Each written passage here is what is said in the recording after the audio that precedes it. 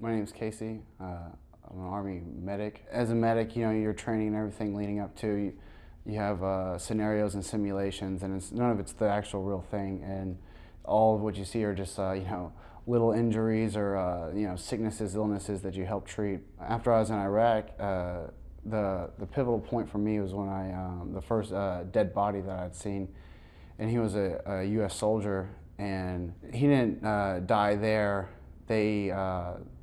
A group of guys had captured him, and he was held, and he was executed. And when they found his body, he was still bound and naked, and that was the first dead body I'd seen, and that was the first time the realness of the situation, I think, actually struck me.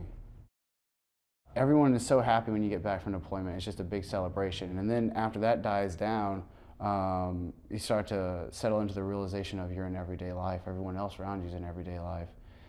And not everyone else has the appreciation of being alive that you just had. Right. So it's tough because all the things with the transition, you get warned about the big things, but it's all the subtle things that you can't even know are there until after they start to arise. And when you get back from a deployment, you can settle down and things aren't life and death. And here there's all this other stress that other people have that you don't feel because you don't feel that it's life or death, and it's tough to relate to because the things that you find serious they don't see as that serious anymore, because in the United States we don't have those worries. We're pretty secure. Occasionally someone will ask a veteran, were you deployed or what was it like, and you kind of just try to gloss it over a little bit and just kind of give a simple short answer or not get into too much detail, because it's tough to talk about. And the hardest time I had was when my mother asked me about it, and I couldn't tell her about it. I couldn't tell her about the things I had seen. I felt it was too much to have to tell a mother like what her child's gone through and the horrors that they've seen in the world. But it's there. All the other veterans who've seen it know it's there. We all know about it, but it's not conversation. You just can't talk about it.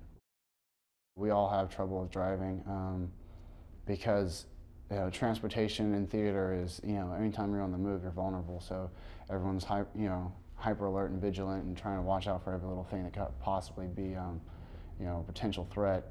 And then here, driving is just so casual. And there, like every little piece of trash or debris or anything that's in the road, anything that's out of the ordinary, it could be like an alert. It could be something catastrophic. So. And here, everything just happens, and there's no issues ever. And so it takes a long time to shed that alertness. I mean, once it's there and you depend on it to stay alive, it's really hard to lose it once you've been back.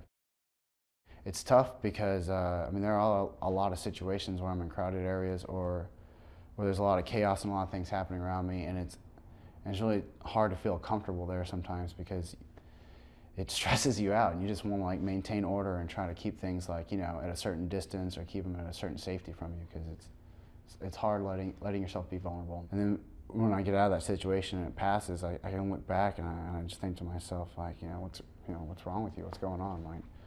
It's a normal everyday situation. You shouldn't be so worked up by it. I had talked with a chaplain a couple times, which helps. I think the chaplains usually give good guidance. I'm not a particularly very religious person or anything, but they work with people and they help out in that scenario, and they can give you comforting words. And the biggest help that I found really is by talking with other soldiers. What I was going through was normal, that everyone else was going through it too, and that I was just like them. We were all trying to deal with it, and that helped the most, that we're a whole community and we're all going through it together. Transitioning out of military life in general into civilian life is another situation where they warn you and they prep all they can about it, but you just don't know till you get there that it really sucks. The community in the military, it's just a different mindset, different community. Everyone knows that, hey, we're all going to work hard, we're going to take care of each other, and it's a real brotherhood, real family type environment. We all look out after each other, and that's how we work. That's the way it works. And then in the civilian world, it's all about competition. Everyone, they might work with you, but they're the next person to stab you in the back. And when you leave the military, you have to find a job. And when you're trying to find a job, companies aren't in the military, they say, okay, we're gonna ask a lot of you, and you're gonna have to do a lot, but we're gonna take care of you, and we're gonna help support you and give you everything you need so that you can take care of this job, this task that we put before you, no matter how tough it is. in the civilian life, it's totally different. Companies are, you know, organizations are more stand back. You know, they're like, well, we will offer you this position, this job, but you have to, you know, you have to make a lot of sacrifices to do it. And if you don't do anything quite right, we're just going to let you go, and then we'll turn our back on you, basically. And it's like, you don't feel like you have that support, that safety net. Veterans are very driven, capable people who've done a lot, and they can always do a lot. And it's tough because employers just don't know. They just don't know that how valuable veterans can be, you know, if they were utilized properly.